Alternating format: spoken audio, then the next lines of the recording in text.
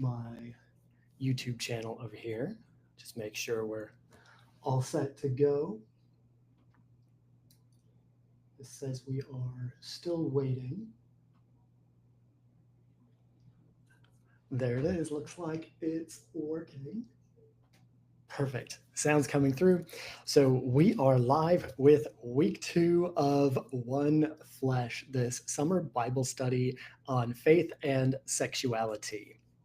I am really excited to be going through this series for reasons that I've been posting about on social media, in part because I often miss people really wrestling through the scriptures on these questions of faith and sexuality, and in part because I wanted an opportunity, some motivation for me to go and move through a lot of these passages and topics again, just re-exposing myself to the scripture passages, some of their context, and hopefully to the diversity of meanings that we can draw from them. One more check on my channel. Perfect. All right, so tonight's topic is marriage and celibacy. I don't know if we're going to get to spend too much time on celibacy. And in fact, I think the majority of tonight, a majority of my own thinking as I got ready for this week, was a lot of deconstructing the opinions and thoughts about what is marriage or what is biblical marriage that I bring to these texts. So if you live in the Western world, the United States, somewhere that has been influenced by European philosophy, European history, you have been influenced by something called the Romantic period. And this is something that refers to literature, to music. And this is where we get a whole lot of our understanding about romance being attached to marriage. This is a very different concept, an entirely different concept, in fact, from what we see depicted throughout the Bible, where marriage specifically is not necessarily about love. We'll see a couple of comments as we go through a few different relationships that do mention that one person loved another. For example, Michael's love for David, or you have Isaac's love for Rebecca. You have these things happening. You also have things like sporting happening, which is a word that we might look at a little later on in our series on sexuality and the Bible. So tonight we're going to hit on a number of different edges that we will dive a little bit more deeply into in future weeks that focus more specifically on sexuality. But tonight what I want to talk about specifically is marriage and what is biblical marriage. And should we find out, do any of us even want one? I was asking a group of friends this week, I said, how many of you know of a story of marriage of a couple, maybe a monogamous, maybe a polygamous couple, because these are the two primary examples that we have throughout the scriptures. How many of you know of one example of a biblical marriage that worked out great, that you would like to have? And we really struggled to think of one. And in fact, as we go through a list of marriages that we hear about in the Bible, most of the figures whose relationship are described show that it was an incredibly troubling experience. I don't know, those of you who are watching who are married or who have been married might find a lot to resonate with in the scriptures. After all, this kind of close relationship is not always easy. So when people are talking about a biblical marriage, usually I imagine they're not thinking one where we struggle, one where we fight, one where we break biblical laws all the time. That's probably not what they're thinking. And I hope that by the end of today's conversation, we'll have a little bit of an idea of what biblical marriage might look like and why we can actually orient ourselves in a direction of something perhaps hopeful for these relationships. However, I think that this direction of hopeful is going to be a little bit different than what a lot of us expect. In fact, it's quite different than what I expected as I set out to study this. Now, if you've learned with me in other contexts, maybe you've read my book, maybe you've seen some of my videos, maybe you even subscribed to my Substack, hint, hint, you know that I have spent a lot of time studying concepts of sexuality in the Bible. I've spent less time studying marriage, but tonight you're going to hear some of the thoughts that I've shared just in small snippets over the past year or so. I'm also going to be producing a video specifically dealing with Genesis chapter 2, verse 24. We're going to spend some time in that passage because it is foundational both to the understanding of the biblical authors as well as to our modern conception of biblical marriage and sexuality. So let me take a look at my outline here. Yes, a review of last time. Biblical authority. Why should we even care what the Bible says? If any of you remember, when it comes to biblical authority, we talked about a number of different fallacies that people tend to think are biblical authority. Biblical authority is what I think the text says. Maybe it's what I think the church that I go to says the text says. Maybe it is, in fact, what the text itself says. Maybe authority is what the author meant to say in the text. Maybe the authority comes from the culture and the religious tradition the author was writing from and representing. Maybe the authority comes from nature itself and how the author observed what was going on in the world of nature. Or, as I argue for myself, maybe the authority ultimately comes from God, who is the author of this reality, and therefore the one who is perhaps authorized to communicate something about it. The challenge in learning about God or about the author is that we are characters in this book called life. The benefit we have is that what we know about God, what we know about the divine, is that there seems to be an intention toward love and connection and reunion of creator with creation. And as part of that, we can see things about God in each one of these areas that I mentioned, whether that is finding God in nature, in the religious traditions that we're part of, in the authors who were observing and experiencing and sharing their experience, in the texts, which record things that call our entire experience of life into question, that call us into hope, even maybe when we don't have it. Maybe we can learn something about God from the communities that we are part of, and even from the interpretations of the text that we hold. So as we go through, we are attempting to actually see through this 6-step process where perhaps we can see God a little bit more clearly. Maybe as we study this question, what is biblical marriage, we can find out something about the mystery of God. And the next step will be to ask, how can we embody this in our own lives? We'll be asking this question, and I will probably be reviewing these steps every week, because what I don't want to do, the majority of biblical interpretation gets stuck on one level of these points. And either you only look at the scripture, or you look at the social cultural context, or the author, or various interpretations. And I want to see if we can kind of move up and down all of these levels. So if you have a question about one of those levels or want to bring that back into conversation, I believe I did not post this on my Substack yet. I was going to say I've posted a list over there, but let me see if I can grab this list of interpretation. And feel free to look at these questions and perhaps even bring a question into the conversation as we go through our text today. So an overview of tonight, for those of you who like a little idea of where we're going, is we don't really have a lot of great examples of marriage in the Bible. And in fact, when it comes to the New Testament, we have very few examples of anybody who is married. And the two most famous people in the Bible are not clearly depicted. There are suggestions that they may have had partners in many different ways. However, Jesus and Paul are both usually understood as being single and celibate. We'll talk more about that celibacy part later.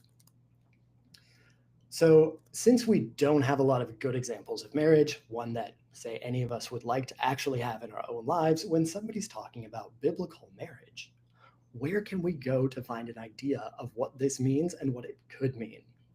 Well, here's what we have and what we're going to work through.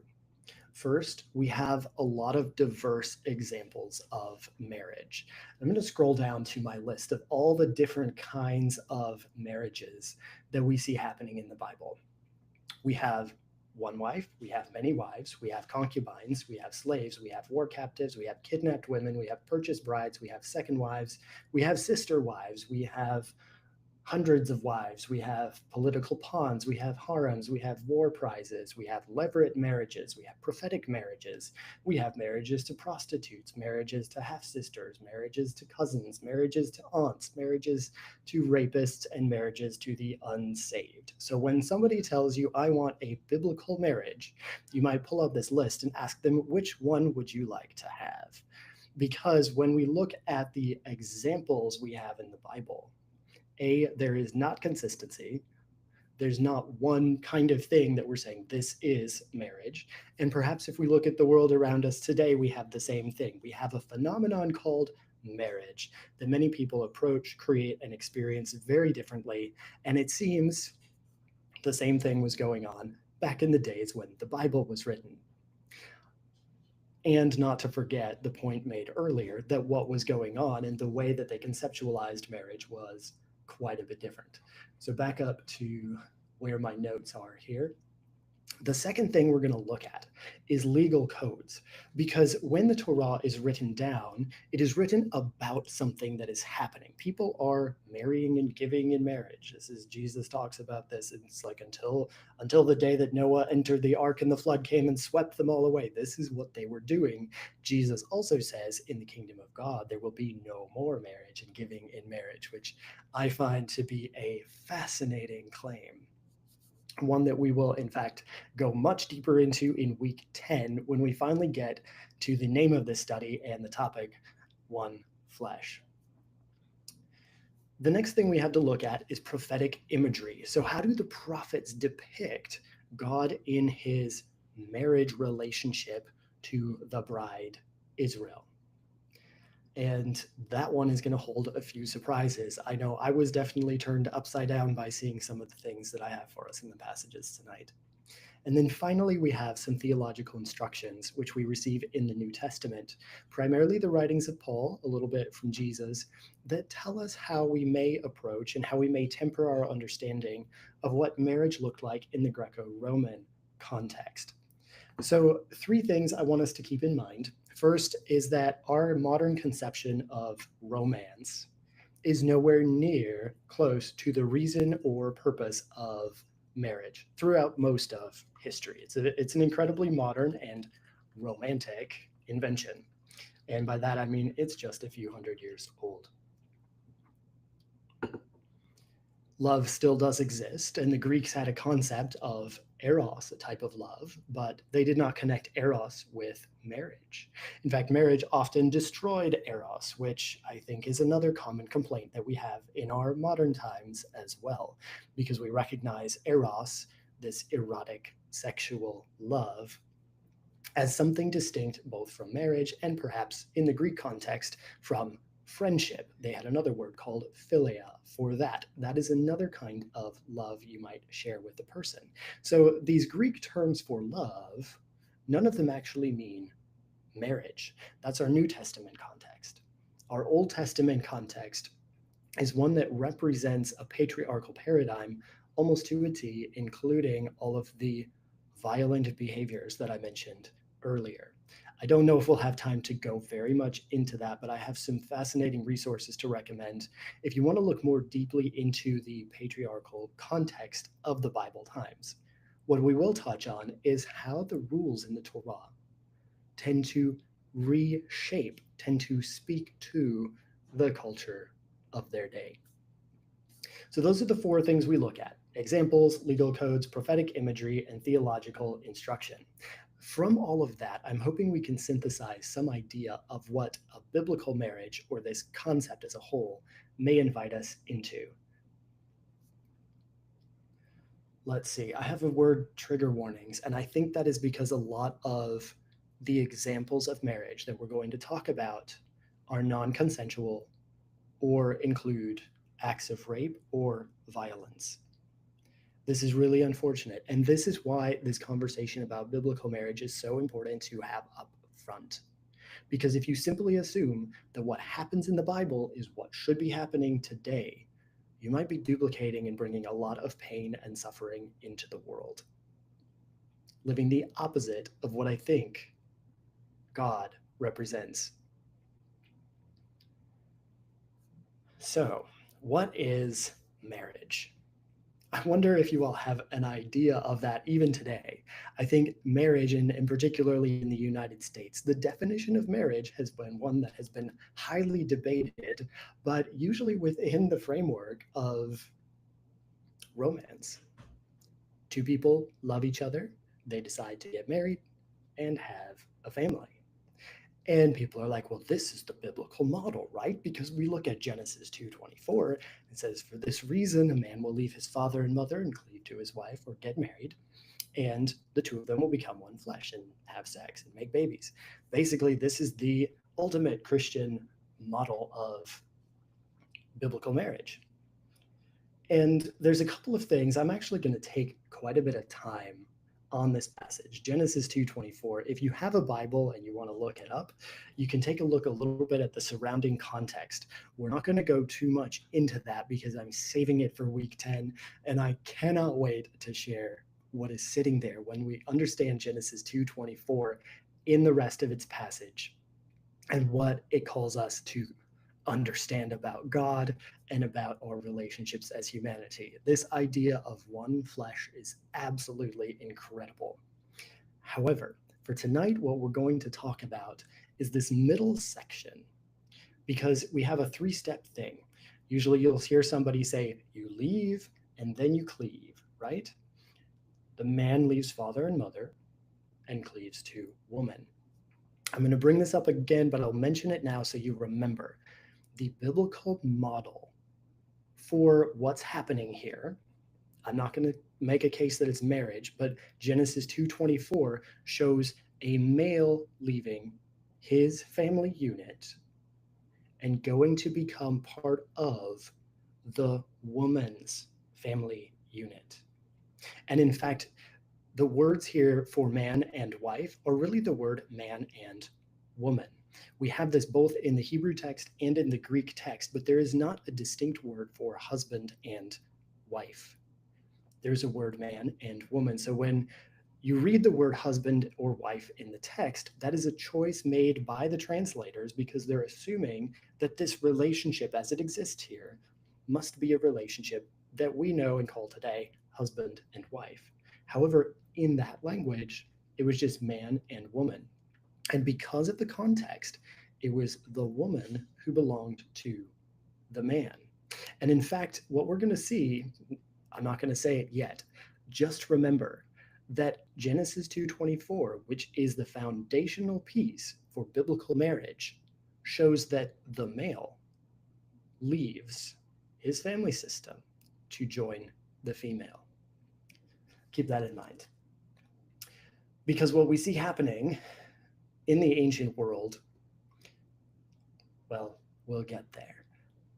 I'm trying to stop myself. It's so good. Have you ever known what's coming and you just want to share it? This is so hard for me to keep my mouth shut right now.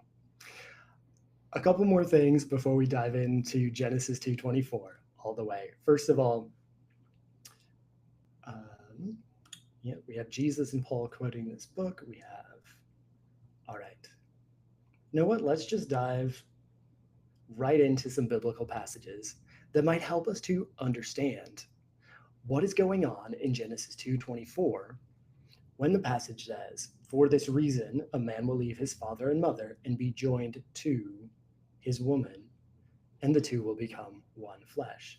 Now, in fact, I didn't just read you Genesis 2:24. I read you Ephesians 5:31, because this is one of the places where this verse gets quoted from Genesis verbatim in the writings of Paul. Jesus does the same thing in Matthew chapter 19, verse 5.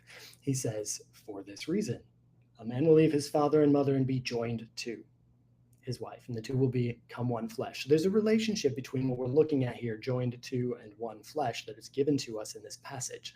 One flesh is going to stay a mystery until week 10, but today we're going to dive into joined to and find out what's going on. I'm guessing Ephesians 5:31 is talking about joined to, meaning a marital relationship. Matthew 19:5, this is a discussion of divorce. So again, it's a context of a marital relationship. Again, Genesis 2:24 is often read as a marital relationship. However, there is one passage in the New Testament that kind of throws this whole reading off. And if you want to look at it, is 1 Corinthians chapter 6, verse 16. That is a question where Paul says, "Do you not know that anyone who is joined to a prostitute is one body with her? For Scripture says the two will become one flesh." Again, we understand that Paul has the same passage in mind. And in fact, if we keep reading in that 1 Corinthians chapter 6 passage, we find out that Paul is also talking about being joined to Christ and becoming one spirit. As somebody who loves texts and literature, we're gonna stay right here on question number 3 and 4. A lot of people read this passage 6:16 about being joined to a prostitute as meaning to have sex with a prostitute. What that would imply is that when we have the exact same phrase coming up, I think it's in verse 17. You know what? Let me pull this up for just a moment. Dismiss. By the way, if you're on a laptop, I do recommend the Blue Letter Bible. And one of the versions I've been checking out lately is CSB. It's been kind of an interesting one. So 1 Corinthians chapter 6. And why don't I just share my screen as long as I'm here and as long as I don't accidentally stop this whole broadcast like I did last time. Okay. Share. Look at this. All right, here's the passage we've been discussing. Joined to, this is the term that we're looking at. And now the very next verse, Paul is saying, joined to the Lord. If you have an author using the same word in two sentences, you would probably imagine that he's saying the same thing in both of them. And in fact, because of this implication, we're going to guess that he's saying, Paul, when he speaks in Ephesians chapter 5, we're going to guess that he's using the term joined to similarly in all of these examples. So what are we going to conclude? That we are having a one-night stand with the Lord here in verse 17, or are we assuming that we are being joined to or marrying a prostitute in 16? I would make an argument that we need to be reading both of them the same, or perhaps, let me try to stop share, or perhaps this term means something different that is inclusive of both ideas. So let's take a look at where this phrase comes first in the Old Testament. We're going to take a look at the Hebrew term, and I do not know how to pronounce it, but the Hebrew term is dabak, D-A-B-A-Q in its English transliteration here. And it has a couple of different meanings. What it means is to cleave, to cling, to stick, adhere, be loyal, be joined, pursue, follow hard after. And if you'll notice, I did not say to marry anywhere in there. And in fact, if we look at a couple of examples, this word is not even always used about human beings and relationships between human beings. The idea of to be joined to or to cleave to comes up a whole lot of times in the Old Testament, and the equivalent term comes up a few times in the New Testament. Let's look at this a little bit. So one of the first examples says, "The Lord shall make the pestilence cleave unto thee." This is not romantic, this is not marriage, but it does indicate a very close relationship, this cleaving to, sticking to, being close by. There is one Old Testament example that does seem to imply a desire for marriage, or this, maybe as we would understand it, a romantic context. This is Genesis 34, verse 3, when we have this fellow named Shechem, who was a prince, and he raped a woman. After he had done this, the scripture says his soul clave unto Dinah, or was joined to. At a soul level, he was joined to Dinah, the daughter of Jacob. And look at this. And he loved the damsel and spake kindly unto the damsel. How nice of him, after everything he had just done. But the ultimate thing that happens in the story is he is not allowed to marry. This cleaving happens, and therefore he asks, saying, I am cleaving to this person already, therefore I want to marry them. So it seems as though there is already a disconnect between these two kinds of things. Let's look at a couple more. Yes. There are, in fact, a couple of positive examples of this that we'll get to. But first of all, Numbers 36:7, if you want to write down a couple of references, you have a group of people who are cleaving to or being joined to their inheritance. Again, this is a relationship. This is a connection with. This is not necessarily this idea that we might understand of as marriage. Joshua 23:12 talks about going back and cleaving to the remnant of the nations. Now, there is an instruction against marriage to these other nations, which we're going to see when we look at the legal codes. So this could be parallel to that.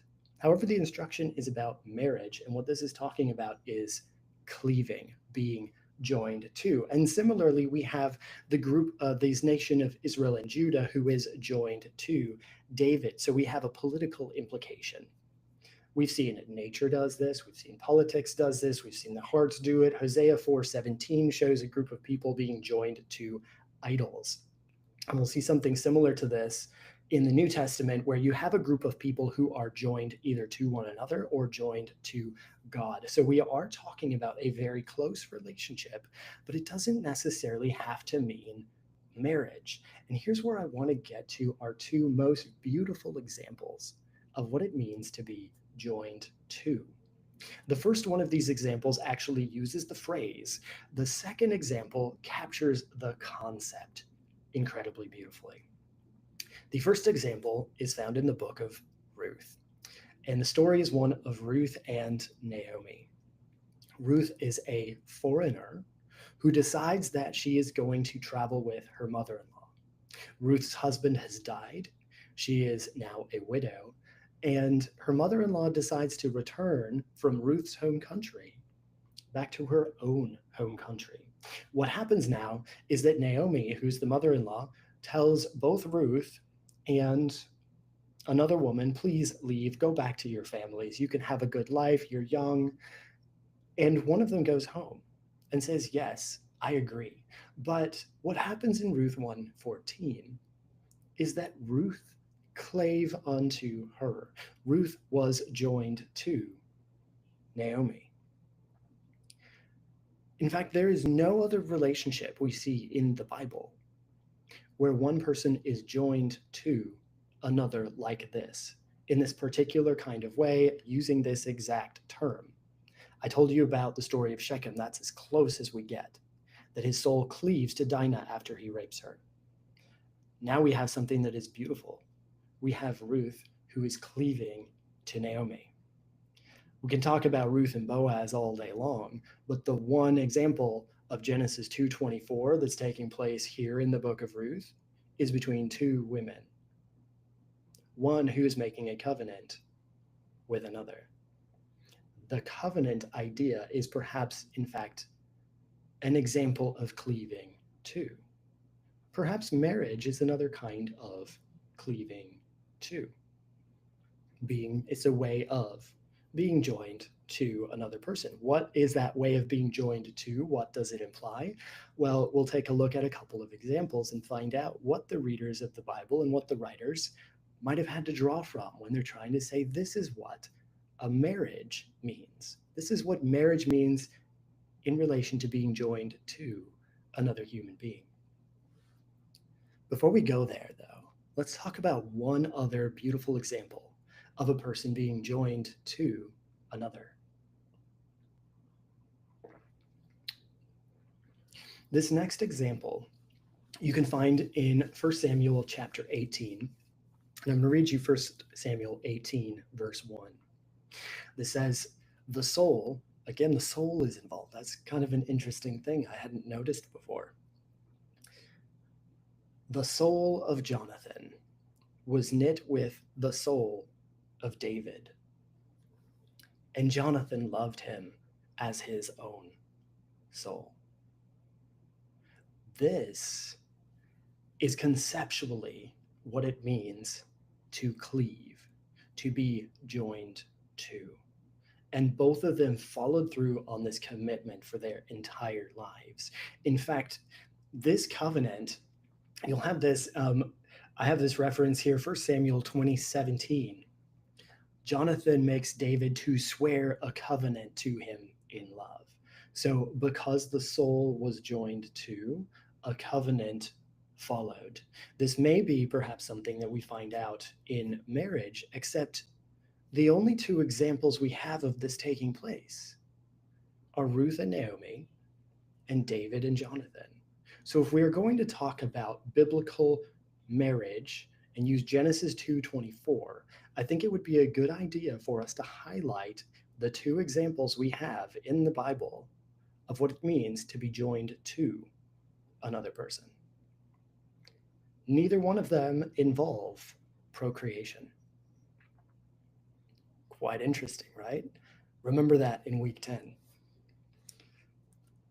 We've already spoken about Shechem and Dinah, which is, again, the soul was cleaving. And I want to contrast this with something, and trigger warning for those of you who struggle with sexual violence, maybe tune out for the next couple of minutes. We're going to be going to 2 Samuel chapter 13, verses 16 through 17. And here we have another conceptual example of what happened with Shechem and Dinah. However, here we have the opposite kind of scenario taking place. Let me type this in. We have 2 Samuel. Sometime I will have all of these already typed out and it will be great. So 2 Samuel 13 is the story of Amnon and Tamar. This is a prince who rapes his sister. Prince Amnon rapes his sister Tamar, and at first, what does this say? It's up near the beginning. He was frustrated to the point of making himself sick. So we have something is speaking to the soul. We have this desire for something. And we might actually talk about this again when we get into our conversation about lust. I believe might be week 4 of this series. So what happens is that after he rapes her, he hated her with intensity. And this passage, 2 Samuel 13:15, says that he hated her, and the hatred he hated her with was greater than the love he had loved her with. And this is what he said: "Get out of here." Then what she said, she proceeded to argue with him. And he had already done this, and he said, "You know what? You should just ask King David to marry me instead of going through with your idea of rape."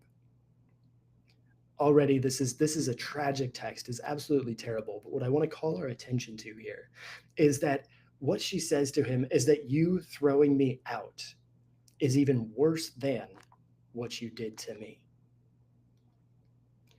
So I want you to understand this distinction that is being made in both of these stories of violence, that in the one case there was a pursuit of marriage, and that was seen, usually framed as a good thing. And in fact, the story of Shechem and Dinah is in fact a tragedy where the sons of Israel committed violence and were punished by God later on, which is a fascinating story.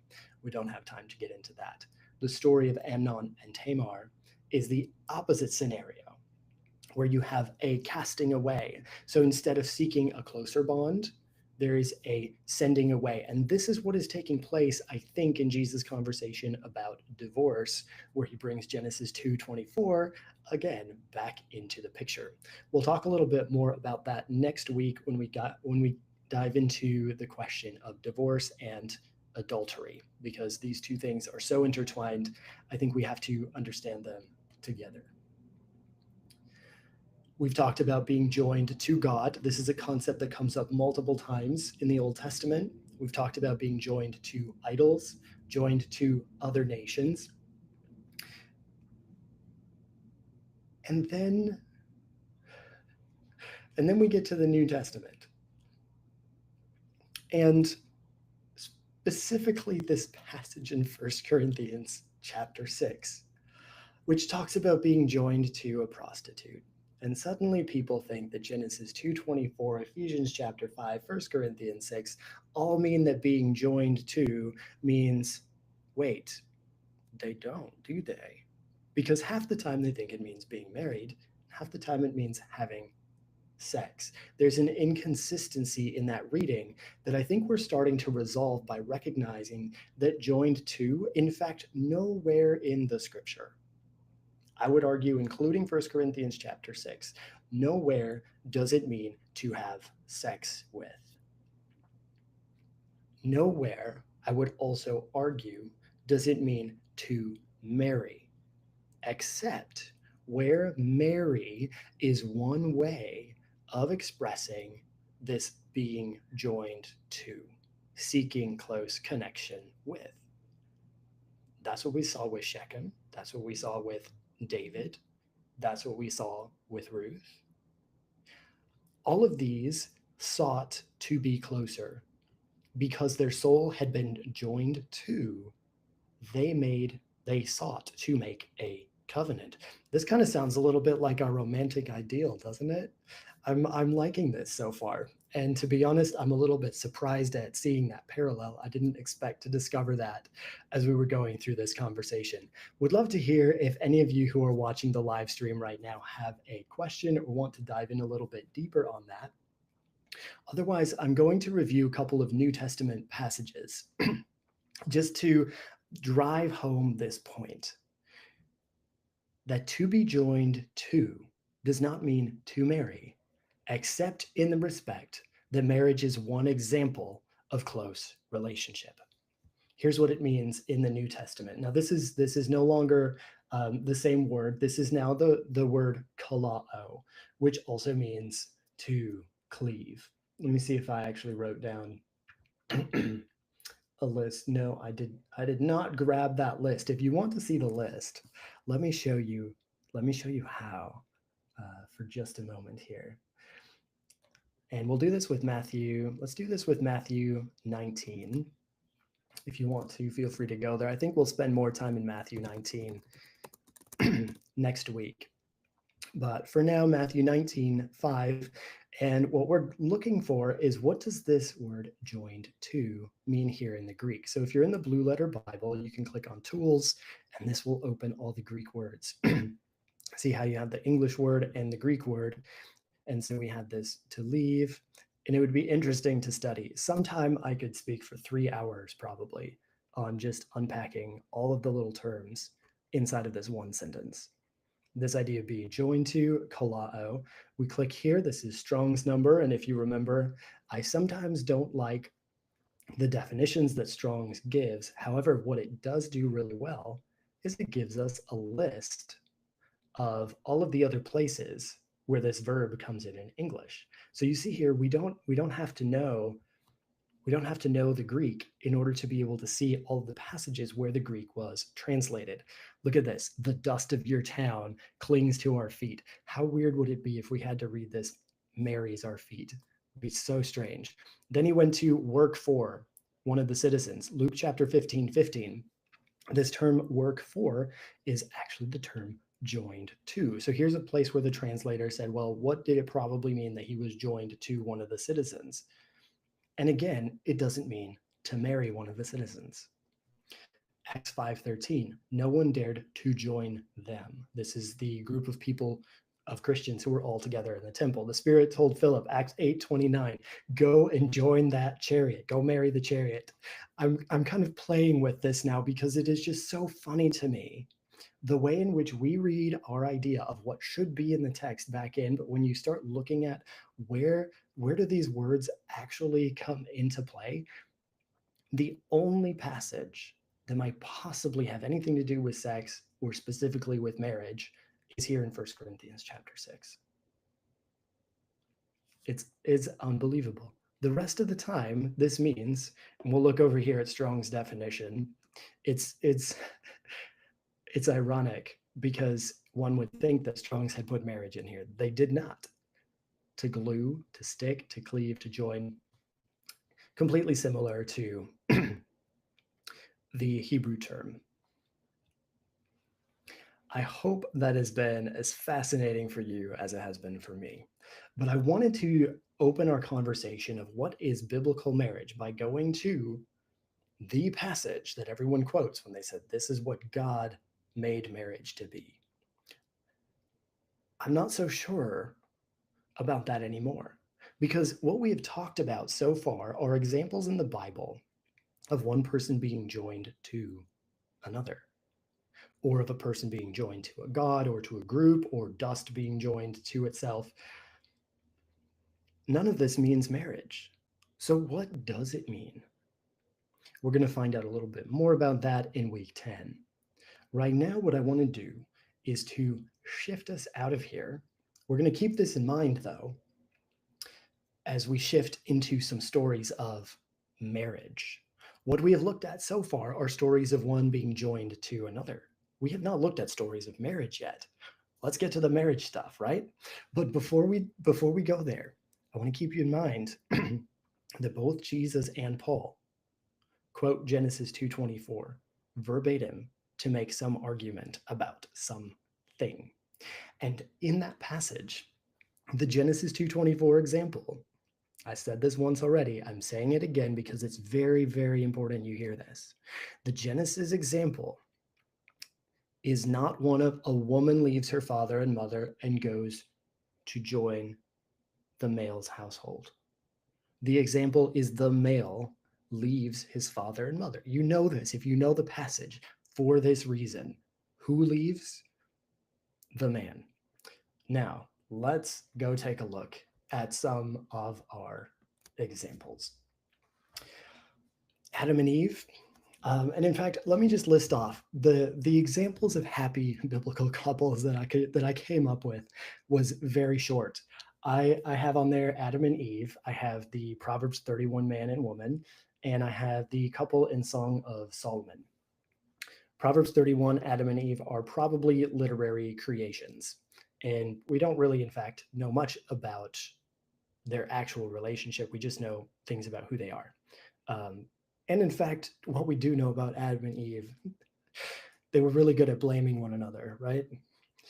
The third example, Song of Solomon, we will explore this in our conversation about premarital sex, which is coming up later.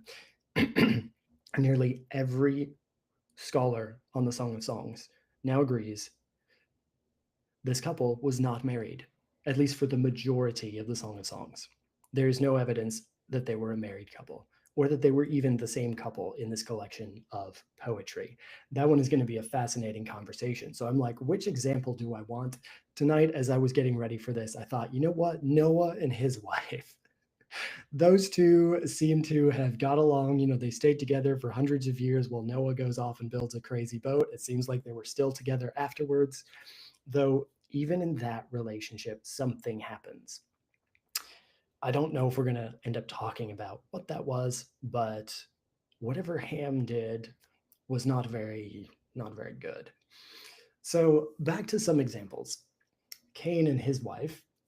We have the story. Cain knew his wife, wherever his wife happened to come from. Most likely, and at least within the Torah, the implication is incest. Later on, Leviticus chapter 18, verse 6, this kind of relationship is prohibited.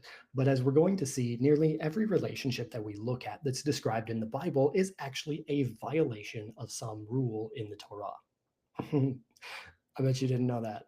That was such an interesting thing for me to start discovering as I was diving into the book of Leviticus.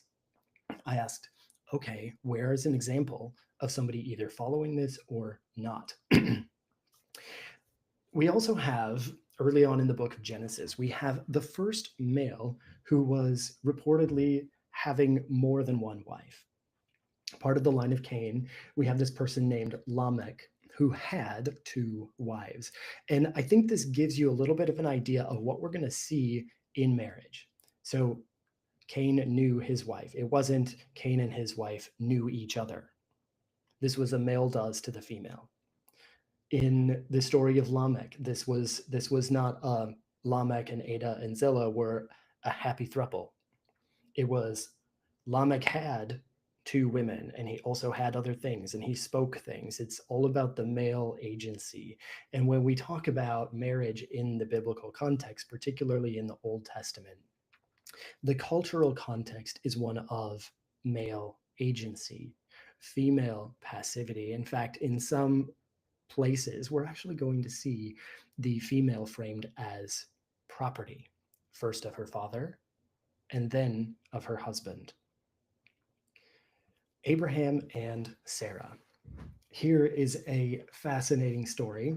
Again, what you might find interesting is that the two of them are half siblings. And when Abraham goes to Egypt and says, "This is my sister," he's actually being honest. This marriage to half sisters is prohibited in Leviticus. Leviticus 18 has a whole lot of prohibitions. I'm going to make the case if we go in and study Leviticus chapter 18, these are prohibitions against abuses of power. And the reason I frame it this way is that on this list of prohibitions in chapter 18, there are a number of things that are missing. I'm going to have to do a whole video on this because it's fascinating when you take it apart, and the list is too long for us to cover tonight.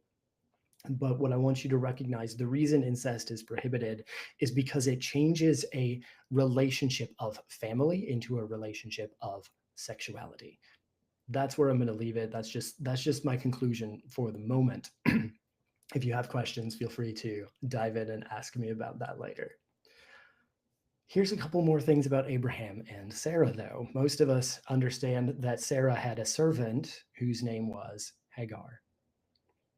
And this servant, whether she wanted to or not, was forced to make a child with Abraham. And that child was meant to be the child. Again, we have it's not Hagar's child, Sarah's child. It is the child of Abraham.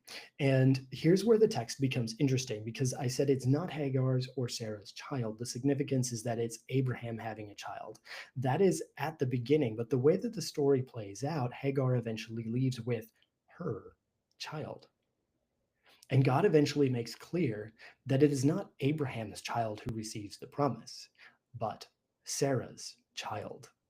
I think this brings us back to an important motif throughout the Old Testament, that it is going to be the seed of the woman who brings deliverance to humanity. So while a lot of us talk about the promise to Abraham, that promise to Abraham should have passed to all of his children. And by the way, Abraham had more than 2 children. How many of you have read Genesis 25, 1 through 6? Or I don't have the reference. There's a reference in First Chronicles. And let me just go read you Genesis 25, 1 through 6. Because my parents had imagined Abraham and Sarah as the ideal biblical couple. I don't think they really thought much about the issue with Hagar. And they definitely, I don't even know if they're yet aware that Genesis 25:1 says Abraham had taken another wife. And in fact, I'm going to open this up. You might enjoy seeing this. So I will share my screen once again. And again, it's Abraham who is taking, right? Let's keep in mind, this is the relationship. This is not a very empowering relationship for women in most of these contexts. Being taken, being raped, these are a lot of the examples we see. Now, this word here, Isha, I'm just going to click it and you'll see this. Look here. It's translated as wife 400 times, woman 300 times. What makes the translator choose one way or another? That is a really important question. Just keep in mind, anytime you see the word wife in English or woman, it is the same word in Hebrew. That should make your readings of some of these Old Testament passages very interesting. So, yes, back to the text. Abraham took another woman whose name was Keturah. How many of you knew about Abraham's wife, Keturah? And some people will say this was a concubine. I believe that's how she's referenced in the book of Chronicles. And she had a whole bunch of different children, and we hear about their children. And then Genesis 25:5 says Abraham gave everything he owned to Isaac. This is the story of patriarchy, and this is the story of Old Testament marriage. It is a story of who gets the possessions. And this is why when we start to talk about sexual ethics in the Old Testament, we see two very different standards for males and for females. Female sexuality was entirely controlled because males were the ones who gave the property, and they only wanted to give the property to their own children. The way that they made sure that happened was that women who had sex with anybody besides their husband would have terrible consequences. The control of female sexuality has to do with the control of inheritance and property, because the property belonged to the males and was passed down through the male line. Absolutely fascinating to investigate some of this, because if property belonged to the females and passed down through the female line, there would be no need to regulate sexuality in the same way that we see it done here in a patriarchal context. We have a question coming through on chat, and thank you for this question. Let me read it. Since unions between slaves were not recognized or legally valid in the Roman Empire, and therefore they couldn't legally marry, according to the idea that sex is only. I did not get the full question. Let me look over at my live stream for a second. There it comes. I'm going to wait and deal with this a little bit more once we start talking about New Testament examples. Thank you for this question. This one is going to be good. Love it. So Abraham, Sarah, Hagar, concubines. Abraham gives all of his stuff to Isaac. Even so, it's his prerogative. Fascinating. But this shows that he considers Isaac to be the one true person who is carrying on his legacy. Symbolic, maybe. Important, yes, I think it's valuable that we recognize that. Abraham and Sarah's relationship, biblical marriage, yes. All right, let's have a concubine, a second wife, multiple children, all kinds of drama. Sounds great. Isaac and Rebekah, it becomes a little bit more simple, though again, the way that Rebekah comes to Isaac, by the way, remember Genesis 2:24 about the woman leaving her family and coming to the man? This is the exact inversion of that. Whatever the ideal was in Genesis, whatever the ideal is in the New Testament, we do not see it played out here in the Old Testament. We see the opposite played out. When Rebekah leaves her family, she leaves her father and mother and comes and is joined to, through marriage in this instance, to Isaac. Lucky though for her, Genesis 24:67, he loved her. How nice. She had, and she also, if we look at the story, she also got to choose whether or not she went. And this was an important part of the marriage arrangement, and something that is really cool to see. We also get a lot of this within the rabbinical interpretations of what was actually happening during the time, is not that women were forcibly abducted from their homes and taken and given to husbands. This does happen in some examples. I don't know if we're going to look at the story in the book of Judges where they have all of these girls go out to dance and they have like 400 men come and swarm and take whichever one they want to be their wife. Yep, this is an example of how to get married in the Bible. Do we want that today? Oh my goodness. You know, it's just wild how much we think that when we say the term biblical marriage, we know what we're talking about, and how it's so completely and utterly different than what we might have expected it to be. Here we then have a story. Oh, also, Isaac and Rebekah being cousins, they did not violate the legal codes, which is great. Jacob, Abraham, Isaac, and Jacob, the three Old Testament patriarchs. Jacob, who marries both Leah and Rachel, who were two sisters.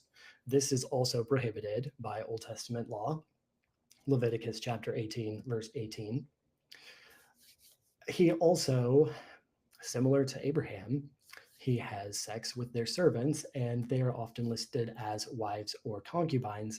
And when we say the 12 tribes of Israel, he did not make a distinction between who was the son of the actual wife versus who was the son of the concubine versus who was the son of the servant. So he did a better job than Abraham in that respect. I think in that all 12 of them were honored as his children. I think that's kind of cool. We have another relationship, the relationship of I didn't even add this to my list. I want to mention the relationship of Moses' parents. So Moses, the one who brings the law down from Mount Sinai, his brother is Aaron, his sister is Miriam. We have the story of Moses being drawn from the Nile in this basket by the princess. Moses' parents were they also had a marriage that was in violation of the Torah because Moses' father married Moses' aunt. And one of the rules in the Torah is you cannot marry your aunt. Unfortunately, for those of you who are like biblical marriage, yay. There are some people who I follow on Instagram who are like, look at these examples of biblical marriage. And they pick some like King David who has 8 wives and is super wealthy. And he's like, look, we should all have as many wives as we can afford. And in fact, I don't mean to be disrespectful. I simply want to present that this is the Islamic teaching on sexuality, is that a male can possess as many women as he desires and can afford to pay for. And this is, in fact, a very close parallel to what we read throughout the Old Testament. This is the patriarchal context still alive and well in some parts of our world. As we will find out, with the small amount of time we have to go through the Torah and the New Testament teachings, the biblical trajectory is not one that stays like a straight line from start to finish. It is something that changes over time. After all, we had the story of where did Cain get his wife, because you're not supposed to practice incest by the time of Leviticus. You have Abraham and Jacob doing things that are later prohibited. Even Moses' own parents, Moses' own relationship is disqualified because he's married to a non-Israelite.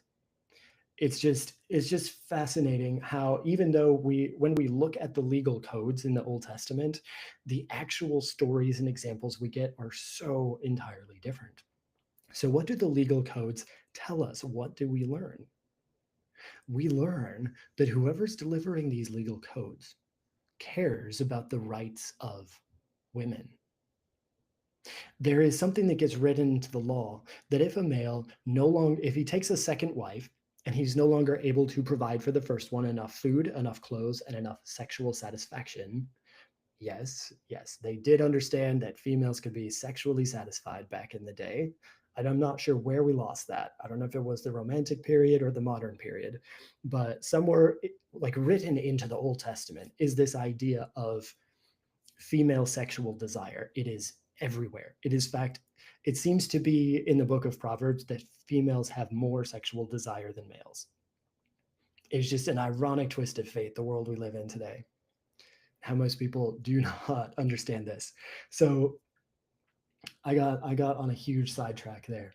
But this idea of the Old Testament legal codes are now coming around an existing patriarchal system where men were taking women to be their possession and women were now stuck. And now the law says, hey, if the man mistreats you, formerly you really didn't have much recourse. Now you can go to the priest. You can now bring evidence. You can now be free of this abusive relationship. How incredible is that? I think, to me, that indicates a trajectory toward something, a trajectory which we see in the New Testament era moving toward equality. And in fact, it's not simply a biblical trajectory, because the Greco-Roman context often had a lot more empowered women than we see in the earlier ancient contexts. So we have the Bible is speaking to a culture that is changing over time. It is calling that culture into question, but it is also reflecting that culture. And so if you remember, when we're looking into this text, we're sometimes asking, well, what is it the author is observing? And are they simply telling us about it? And how does what they're saying teach us something about God or the trajectory that they would like to see? We don't simply want to look at the scripture and say, well, they did it then, that's good enough for me, I'm going to do it now. That may not be a good idea all of the time. I want to talk about a couple more relationships, just so you know, when I gave that whole list earlier, I wasn't just making stuff up. I was actually talking about a specific kind of relationship and a specific biblical example for each one. Talk about Elkanah. He was the father of Samuel. We have Elkanah has two wives. This is, in fact, one of many polycules that we find in the scripture. And Elkanah was a really, in fact, it seems he was an incredible husband. If there was one positive relationship in the Old Testament that I look at and say, okay, this one seems to be reasonable in that he loves, he attempts to comfort, and yet there's conflict between the two wives. So some people will look at examples like this and say, oh, well, because there's conflict in every polyamorous relationship, the Bible is subtly implying that polyamorous relationships are bad. Let's talk about, for a moment, Isaac and Rebekah and how much conflict and tension they had in their old age monogamous relationship, where Isaac loves one son, Rebekah loves the other son. This rivalry between Isaac and Rebekah, the wonderful monogamous couple, gets played out to where their sons almost kill each other. I don't think the Bible is subtly trying to portray monogamy or polygamy. There's no example we have, in fact, in the Bible with a woman who has more than one husband, apart from the Levitical the levirate marriages, which we'll talk about in just a moment. So this conflict within the family, yes, but again, and here this is, I am enjoying how many times this comes up. 1 Samuel 1:5, we have Elkanah loved Hannah, though the Lord had closed her womb. God sees this and he blesses Peninnah with children because she's not loved. It's just, actually, no, that's the story of Jacob with his wives. It's just ironic the way that these things play out. So what I'm doing, I'm just running us through a list of all these possible examples that we have of biblical marriage to try to say, well, which one are you talking about when you show up to your pastor for counseling and say, I would like to have a biblical marriage, please? I'm not exactly sure which one you might be referring to. Let's talk about Boaz and Ruth for a minute. We already talked about the covenant that Ruth had with Naomi. And I'm sorry, if you love this one, please just plug your ears, because what happens with Boaz and Ruth is not a story of romance. What happens is a story of levirate marriage. We see the first example of this in the story of Onan, who usually comes up in conversations about masturbation. Onan was the second of three brothers. His older brother died, and so therefore he had to go make love to his older brother's wife so that she could have a child in the name of the older brother, so that his memory would be alive on the earth. This is levirate marriage. The teachers of the law brought Jesus this question about levirate marriage, and they said, well, there were 7 brothers, and the woman goes through all 7 of them. Can you imagine? I mean, what a terrible example. I really hope nobody had to go through this, because if you're a female, your body is supposed to raise a child for that first dead husband, the second dead one. Like, you are a child carrier. It feels ridiculous to me. But again, I'm looking through my lens of right now. I'm somewhat jaded by romanticism, and I certainly don't want to participate in this levirate marriage. But it's still around in the New Testament. It's around here in the Old Testament. The story of Onan is that he spilled his seed on the ground instead of impregnating the woman. When he had sex with her, he did not fulfill his obligation, therefore God killed him, and he became the poster child for don't masturbate in the 20th century. Just crazy how things evolve, right? But the story of Boaz and Ruth is the same example. The way that the entire relationship plays out is levirate marriage to a T. Ruth is already in covenant with Naomi, but levirate marriage means that Boaz is obligated to have sex with her so she can have a child on behalf of her dead husband. I know that might shatter a couple of bubbles for a few people. And feel free to just be like, this is stupid. It's a ridiculous theory. I don't believe it at all. Boaz and Ruth, I'm still looking for my Boaz. Like, hold on to the fantasy, because the fantasy is beautiful and literature can inspire incredible things. But what is happening in terms of the other kinsman who is supposed to redeem and decides not to, his shoe gets pulled off because he won't do levirate marriage like he's supposed to. And by the end of the book, it's not Ruth and Boaz that have a child. It is Naomi who has a child.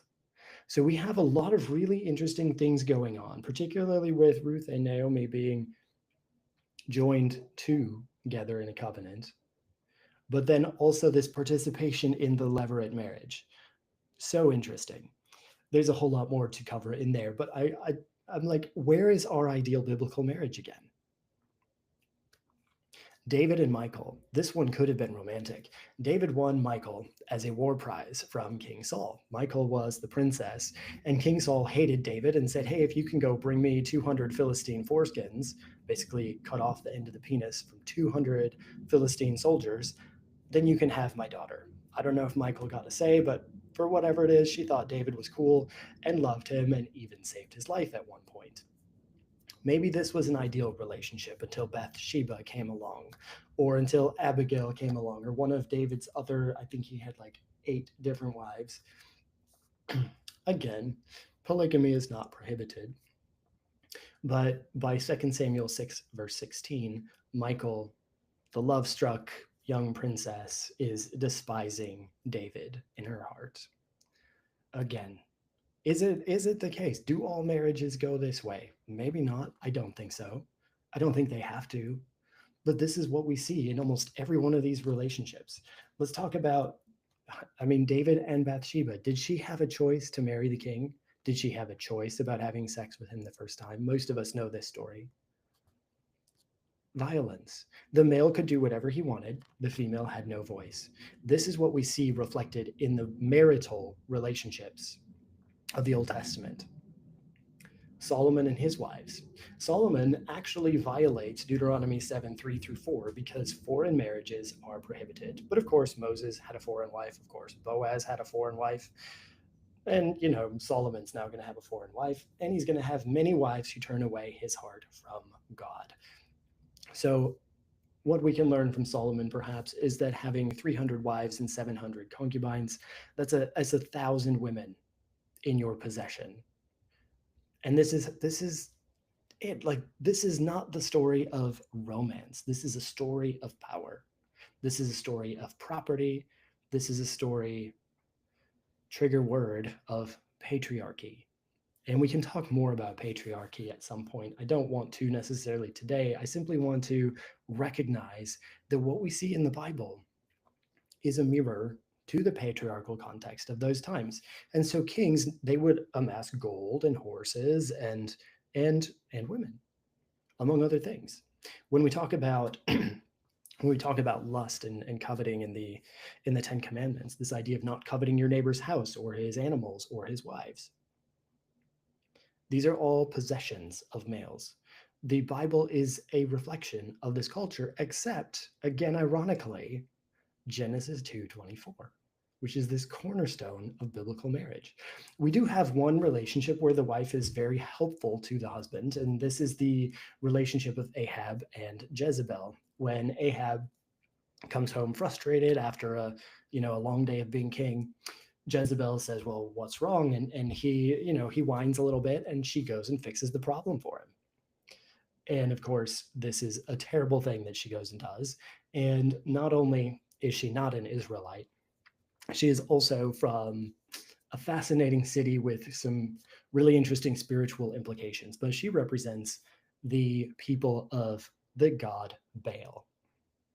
And she has an incredible showdown with Elijah. But Jezebel is one of the few powerful women that we see in leadership in the Bible.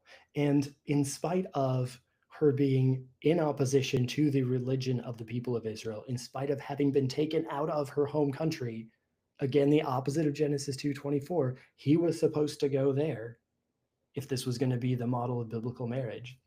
But she now comes to Israel. She maintains her religious tradition against everybody. Like, even if I disagree with somebody like that, I still have to respect their internal strength. So Ahab and Jezebel. That seems to be a fairly positive marital relationship, all being said. Ironically, right? But here now, wow, my voice is kind of going tonight. Here now we come to a transition point between stories of marital relationships and the prophetic references to God. And we have the story of Hosea and Gomer. And Hosea is one who is told by God as a prophet to go and marry a prostitute. Or at least this is what we hear in the story. And then again, after she leaves him, after she belongs to another man, he is told, go back and marry her again. Both of these things were a violation of Torah. Once again, the legal codes say don't do this, but here is the prophet writing about how God told him to go do it. It's going to be fascinating. If you look in my book, if you have my book, Sacred Not Sinful, I have this passage where I talk about how the law says, do not build all steps up to your altar, but Solomon puts steps on his altar and God comes and takes the sacrifice. The law says, do not put pillars in front of the temple, which what do we have in front of the temple? We have 2 pillars. So either our understanding of the law is a little bit off and we don't really grasp what these people were doing with it, or nobody really paid any attention to what it said to do. I'm not really sure which one of these scenarios we're looking at, but here in Hosea, you have the marital relationship is using a woman to portray the nation of Israel. Again, violation of Leviticus chapter 21, priestly purity laws, Deuteronomy 24. If a woman has been formerly married to you and then leaves and belongs to another person, you cannot take her back. It's I just don't know how we process this. And it's a similar conundrum when we get to Joseph and Mary, because the story of Joseph and Mary, they are probably one of the most beautiful relationships of commitment, closest to what we understand marriage to be in the New Testament. And yet, it begins with a textbook case of adultery. Because the woman in this relationship was going to bear the child of someone who was not the husband. Jesus was Joseph's child by adoption. When he was going to put Mary away, when he was going to break off the betrothal, he had every right to do so. But again, God is saying, oh, look, here are these laws. Let's go do something different. How do we process this kind of thing? We'll look at this a little bit more when we talk about adultery. And I think today gives us a great context for that conversation. And in fact, we'll spend a little bit more time looking at the prophetic imagery next week when we dive into adultery, because most of what we hear about adultery and even fornication doesn't come from the legal codes. It comes from the prophetic imagery. So quick review, not yet. Two more relationships. And then we're done going through relationship paradigms. And then I'm going to answer this question that's in the chat. So 2 other relationships in the New Testament. One of them and in fact, these are the only other 2 that we know of. There's possibly a third, which I believe was the partner of Philemon, but it's just a passing mention. We have Aquila and Priscilla, who may have been married. However, they may have just been missionary partners. It's really hard to know. And there's not really good indication in the text one way or the other. We have Ananias and Sapphira, who are referred to as husband and wife, and who seemingly have a very powerful relationship because the 2 of them decided on financial matters together. The 2 of them agreed together. And even when they were separate from each other, they still went ahead with their plan to lie to the apostles, deceive God, and both of them ended up dead, slain by the Holy Spirit in the book of Acts. It scared everyone. That's the best example in the New Testament we have of a positive, healthy, supportive relationship. So, which biblical marriage do you want? I don't know about you. I don't really want any of them. maybe Mary and Joseph. That one is kind of cool. That sort of commitment is neat, but that is bordering back again on the relationship of Ruth and Naomi or David and Jonathan. And what I would say is that if I have a desire, it is not for marriage, at least not what is depicted here. I do have a desire to participate in this mystery of Genesis 2:24 of being joined to. Whatever that is, seems really cool. A David and Jonathan relationship, a Ruth and Naomi relationship, a relationship where your soul cleaves to another, that sounds magical. That, in fact, kind of sounds like our romantic theory, right? I'm biased before I come to the text, and I want to see what I already think sounds nice. So that's it in terms of the relationships. And you saw pretty much every example was the opposite of Genesis 2:24. It wasn't being joined to, it was a relationship of power, of procreation, of passing on property. And sometimes there was love involved, which is nice. So we get now to legal codes, which is where this question that I have here in the chat comes from. And so we have slaves in the Roman Empire couldn't legally marry according to the idea that sex is only moral within marriage. How did they avoid fornication? Were they celibate? So the first question, how did they avoid fornication, is one that we are going to spend a whole night talking about, because the term fornication comes from the Greek root porneia. And if you have read my book, you know that the word porneia has a fascinating history and a meaning that is really nothing like what we expect. And in fact, fornication, I'm going to have to keep myself from going there. Were they celibate? Unions between slaves? Possibly and possibly not. What we're going to get to tonight, and I'll just touch on this briefly, is that especially for women, in this time period, you could be either a virgin, which meant young woman, or you could be a wife, which meant mature woman. And there wasn't really another good option. You could also be a prostitute. And this is again more of the ancient context. Similar thing in the Greco-Roman, but they had a little bit more nuance and hierarchy. We'll talk about that a little bit in terms of adultery and fornication.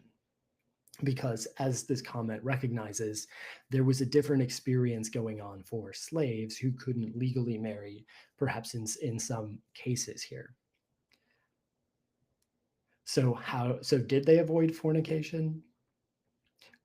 Depends on what you mean by the word fornication. Were they celibate? Sometimes, yes. And here's the thing, is that celibacy was a way of saying, you know, this whole system of marriage and power and property and patriarchy and the control of men over women, I'm just going to kind of opt out of that. And it was very popular among females, especially among early Christian women, as a way of detaching themselves from that whole system and saying, you know what, I'm going to be joined to God now, instead of going through marriage to another man as my way of participating in this kind of mystery. And so this idea of celibacy is not the same thing as our modern idea of sexual abstinence. What celibacy would imply is that an individual owned their sexuality. They determined when and how they used it. They were a sovereign human being. This, in fact, is written explicitly into the understanding of virginity in that time period. Absolutely fascinating difference, because unless you were one of these people who claimed celibacy, people would say, well, why aren't you participating in this whole marriage thing? And this is why Jesus' teaching on eunuchs in the kingdom of God, and even why Paul's discussion on how it is better to not marry at all, is so significant, because Jesus and Paul are releasing people who have known nothing other than this cultural paradigm of marrying and giving in marriage. This is just what happens. This is connected to procreation, to property. This is the cornerstone of society, which you will hear people say today. And then you have Jesus and Paul come along and say, oh, you can opt out of this, by the way. You can be joined to God. you have this other alternative path to living out what is talked about here in Genesis 2:24. Maybe we'll get into that a little bit more later, but that is a good question, and I really hope you join us for our conversation on fornication or porneia or sexual immorality, which are all three. That's going to be a fascinating exploration. So we've run through most of the legal codes already that are related to marriage, showing how pretty much all of the famous biblical marriages that we know of violated the law in terms of who it was and how it happened, except for Ruth and Boaz, which is the levirate marriage example, which in fact worked out very well. And Boaz followed through with his obligation, and the family lineage was preserved. Yay. The looks like the only thing that I really missed. I missed the rules about war captives. Yes. Where is this? And the rule about rapists. Oh my goodness. Where is this? There are two others. I don't have them here. Deuteronomy 21:10-14. If you want to know about going and capturing your wife in a war, that's the one to look at there. And then Deuteronomy chapter 22 has rules about what happens when a man rapes a woman.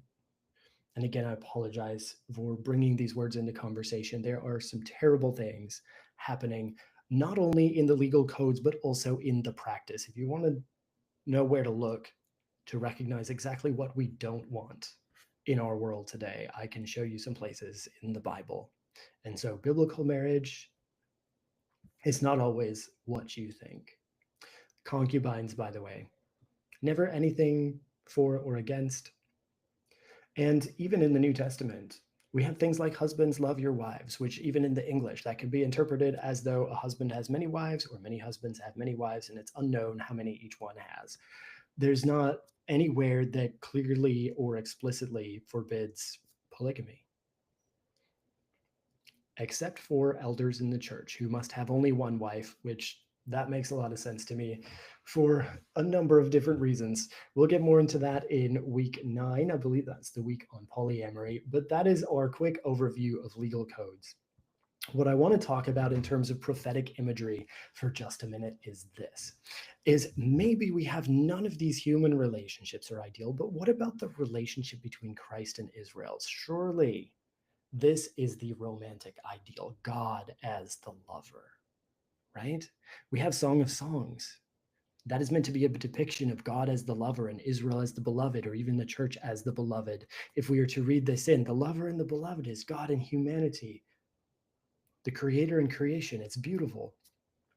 And you get some of this, Hosea 2:14-16. Therefore, behold, I loved this verse for a long time. Behold, I will allure her and bring her into the wilderness and speak tenderly to her. And in that day, declares the Lord, you will call me, I believe this term is my Baal, my Lord, my husband.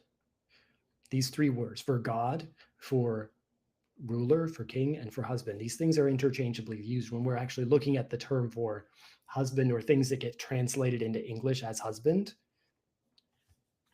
I want to go look this up. I wish I had before I got to this point. Let's take a look, if you'd like, at Hosea chapter 2. Because I really want to see what it is. Yeah, Hosea 2:16 in the CSB, instead of translating that term husband, it is translated as Baal or Baal or master. Really fascinating, right? Kind of ruins the romantic imagery now that the result of being allured and spoken tenderly to is that you tell someone they have power over you. Isaiah 54:5-8, for your maker is your husband, and then with everlasting love I will have compassion on you. How wonderful. Jeremiah 31, 3-4. I have loved you with an everlasting love, therefore I have continued my faithfulness to you. These match our romantic ideal. This is love and faithfulness together, right? And these are the two things that seem to be showing up throughout this study. This idea of being joined to the soul, reaching out to the other, and then there is this idea of covenant and faithfulness, love and relationships, perhaps. I'm curious to keep thinking about that. However, you also have the other side of God's marriage. We're going to look a lot at this next week, but here's some of the things that God does to his lover. And again, if you need a trigger warning, this is violence. Hosea 2, 3 and 10. Lest I strip her naked and make her as in the day she was born. Now I will uncover her lewdness in the sight of her lovers. God is talking about public humiliation of his wife. God, like, really, come on. One would hope that at least you, or the way that you were depicted by these prophets, was something consistent that we could rely on and say, well, I want a Christ-like marriage, or I want I want a godly marriage. Has anybody ever said that? Oh my goodness. How about this? Jeremiah 3, 1-10. You've played the whore with many lovers. We'll talk about this next week. I gave her a certificate of divorce. God is giving certificates of divorce. I thought we didn't do that. What about Ezekiel 16? I will gather all your lovers. I will give you into their hands. They will. Anyway, there is a public gang rape. There is a stoning. It's violence and destruction upon one who was beloved. Why? Because if you are writing in this day and age, that is what happened. The woman did not have power. The woman did not have that equality. Even with these rules, right? We have a move toward it somewhat in these legal codes, but even here in these prophetic imagery, this is reflecting what happened in society. Yes, I can imagine the prophets were trying to be a bit shocking. But in order to be shocking, they would have drawn from something that was happening in that society. We'll understand more about this next week. But let's move on to our fourth and final point, which is theological instructions. And this means Jesus and Paul's teachings on marriage. These are the two who primarily touch on this. And we have Jesus teaching about divorce and adultery. We'll look at that next week. But he says this, what God has joined together, let no one separate. It's interesting when he's talking about divorce and God joining together. I'm going to spend a little bit of time thinking about that before next week, but if you plan to join, I hope you also do. Look this up, Matthew 19, 3-9, Mark 10, 2-12. These are these two passages where Genesis 2:24 comes back in, and where Jesus is talking about God joining together. I really want to know what that means. Then we have Jesus' instruction, and we touched on this already, but it's included in 3 of the Gospels. So interesting. Matthew, Mark, and Luke all mention this. Jesus referring to marriage as not even part of the kingdom of God. And after everything we have talked about here today, it's not really a surprise to me that Jesus looks at this entire institution, in spite of the laws surrounding it, in spite of some ways that it might have been beautiful, in spite of its use to represent the relationship between God and Israel. And he says, this is going to pass away.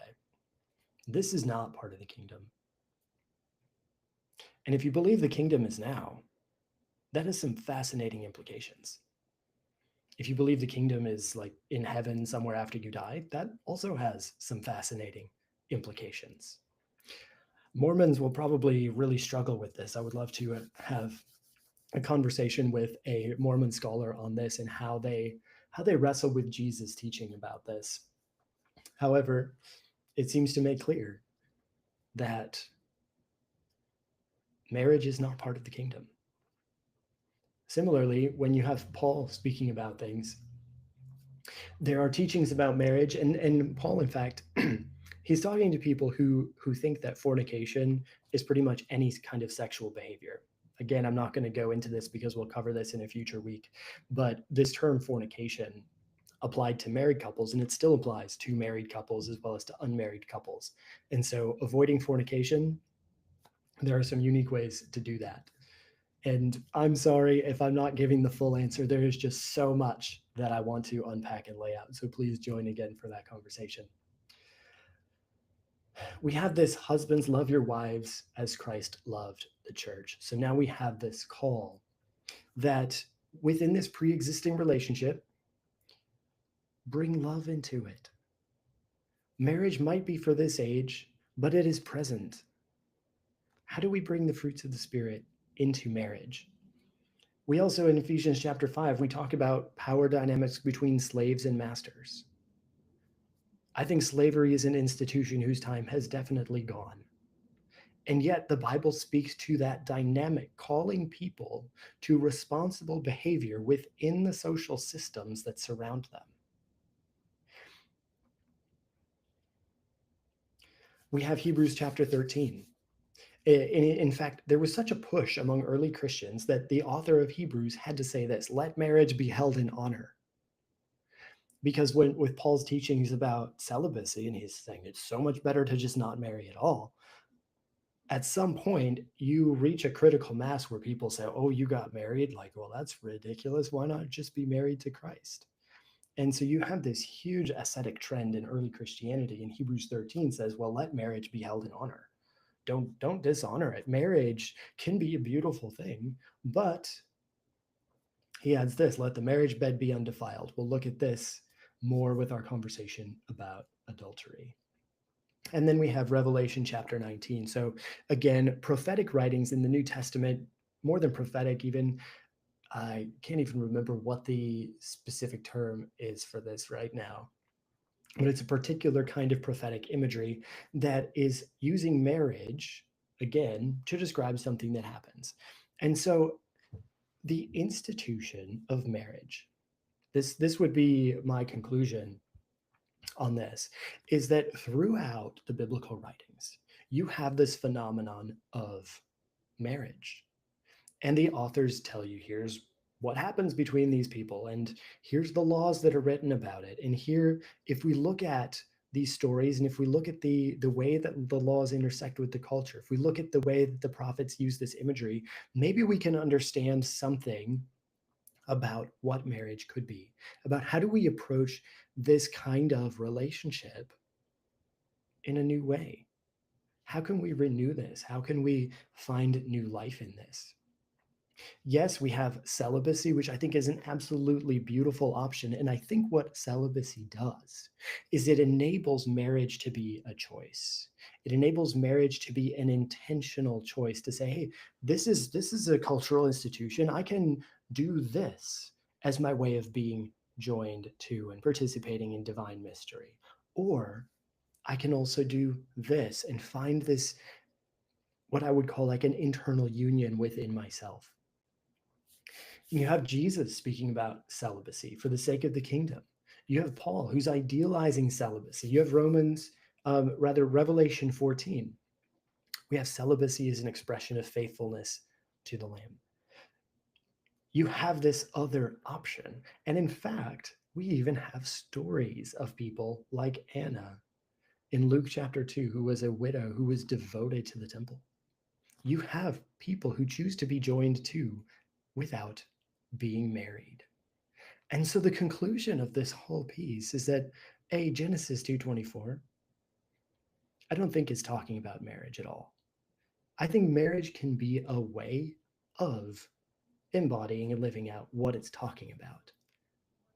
But that mystery of being joined to and also of one flesh is so much bigger than get married and have sex. And we're going to be building our way up to that in week 10 over the rest of this series. So now we have choice. We have marriage, a possibility. We have celibacy, a possibility. I think we have so many possibilities, but the question isn't one of, well, are you married? Are you having children? And again, the cultural context was one that valued having children so much, because without having children, the species disappears. So mortality rates are so high. And We see a lot of that, particularly in the Pentateuch, these early books. We have a small group of people that needs to procreate if they're going to survive.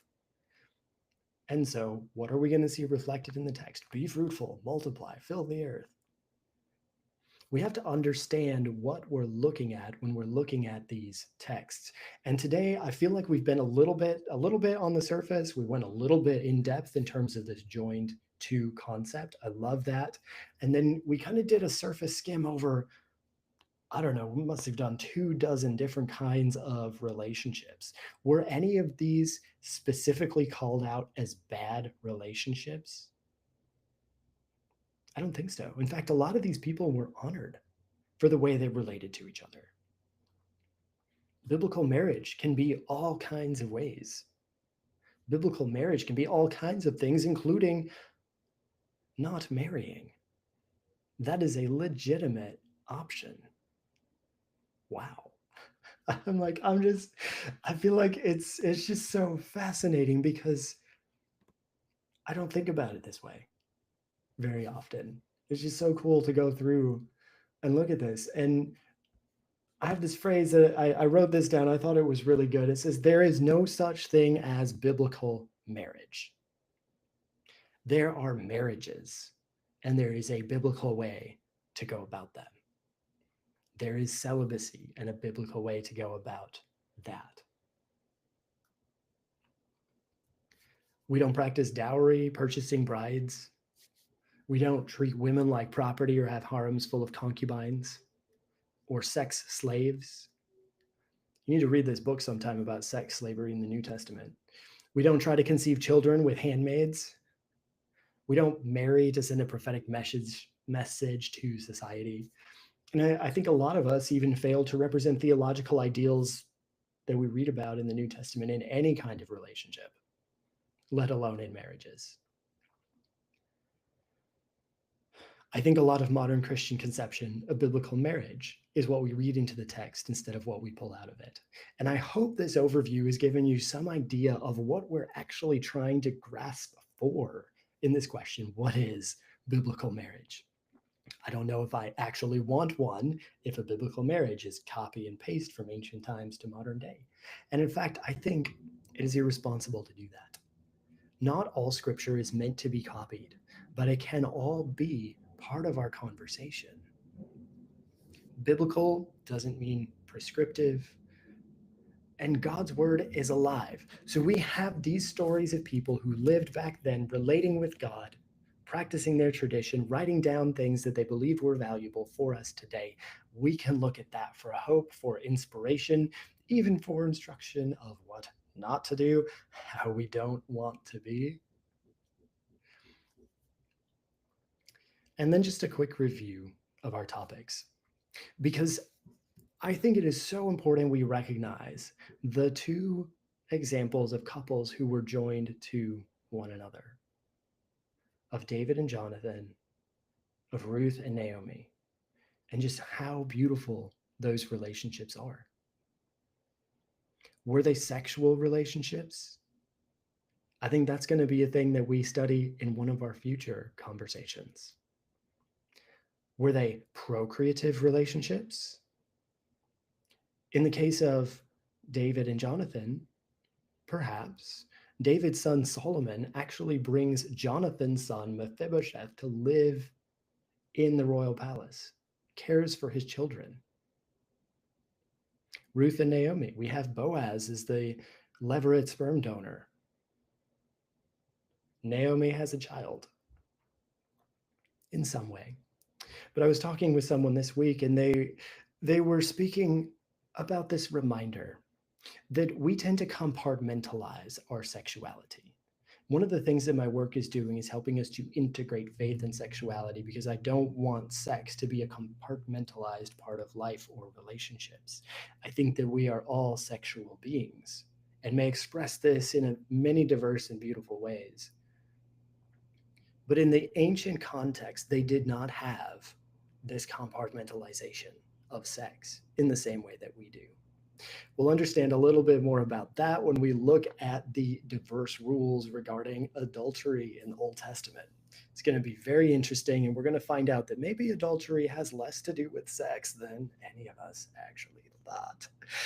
I might be saying that a lot throughout this series, but if you've been with me through the whole evening, thank you for sticking with me an extra few minutes. Thank you for adding some thoughts into the chat.